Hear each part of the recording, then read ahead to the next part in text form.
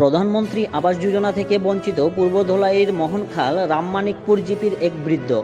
পঞ্চায়েতে বারবার আবেদন নিবেদন করেও মেলেনি ঘর। অভিযোগ, দরিদ্র সীমারেখার নিচে বসবাসকারী দেশের প্রতিজন নাগরিককে প্রধানমন্ত্রী আবাস যোজনা প্রকল্পের অধীনে পাকা ঘর তৈরি করে দেওয়ার কথা হলেও এই অভিলাষী প্রকল্প থেকে বঞ্চিত পালংঘাট উন্নয়ন খণ্ডের অধীন পূর্ব ধলাইয়ের মোহনখাল রামমানিকপুর জিপির হতদরিদ্র দিনমজুর বৃদ্ধ আব্দুল রেজাক লস্কর।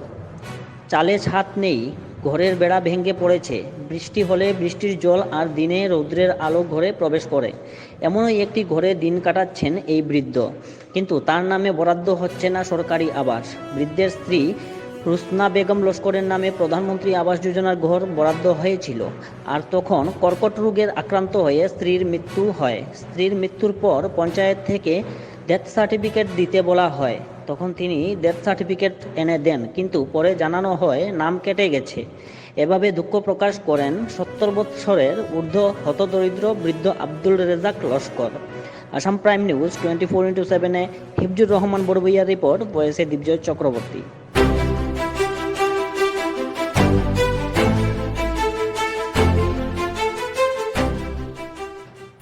একবার আইছে আমার ঘর, আমার বেটির ঘর আইছে, বেটি মারা গেছে। কইছেন 1.5 সাল থেকে টাইমটাম, 1.5 সাল আনার বাদে 2 মাস বাদে কোন ঘর গেছে গিয়া। এর বাদে 10-12 দিন বাদে আবার কইন তোমার ডকুমেন্ট দেও। ও আমার ডকুমেন্ট আবার দিলাম। আমার ডকুমেন্ট দেওয়ার বাদে আজ পর্যন্ত ঘর নাই। আমি দেখাও নাই, ঘরও নাই, কিছু নাই। দেখা হইলে ঘর আছে, আর নাই ঘর নাই।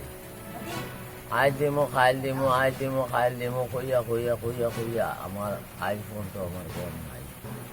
ডিআরএস রেও কইলে হামাইছে না, পঞ্চায়েত রে কইলেও আইছে ঘর, দিছি ঘর, উঠি গেছে, আইব 15 দিনের বাদ, 15 দিনের ভিতরে আইব, 10 দিনের ভিতরে আইব, 12 দিনের ভিতরে আইব।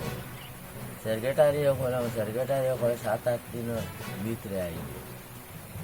ও হালত ও আপনারা দেখুন, হরিবল চাষা তুমি দেখো আইয়া, হ্যাঁ সবে দেখো আইয়া আমার ঘর হালত। রামমানিকপুর জিপি, আমার নাম মোহনখাল আব্দুল রেজাক, আব্দুল রেজাকের ঘর। বারে বারে কই না, খালি ও দিলে আর ও দিলে আর ও দিলে। বাদে পঞ্চায়েতে কয় আমারে গেলাম, পঞ্চায়েত বানু পঞ্চায়েতে কয় আমারে, কয় গো তো আসবো আমার গো, আমি আমার পঞ্চায়েতে গেছে গিয়ে তারা আমি কইলাম পঞ্চায়েতে গেলে আর কিতা করবো আমি, দেখি চাইন ইয়ে যেতাম। এগিয়ে গিয়ে কয় গেলে তোর বিপদ আছে, তোর মার বাপর কইয়া কইয়া আজ পর্যন্ত আমার ঘর নাই। ও আপনারা দেখুন কত নম্বর ঘর, বেটির ঘর। বেটির ঘর হইলে আইছে 1.5 সাল থেকে টানাইয়া ঘর নাই। বেটি ক্যান্সার রোগে মারা গেছে। একবার পয়লা তুফানোর সময় ঘর ভাঙিছে, আধেখান পড়ে গেছে। বারুলে কইলাম ওলা পঞ্চায়েতে কয় এটা চিন্তা নাই, বুঝছেন।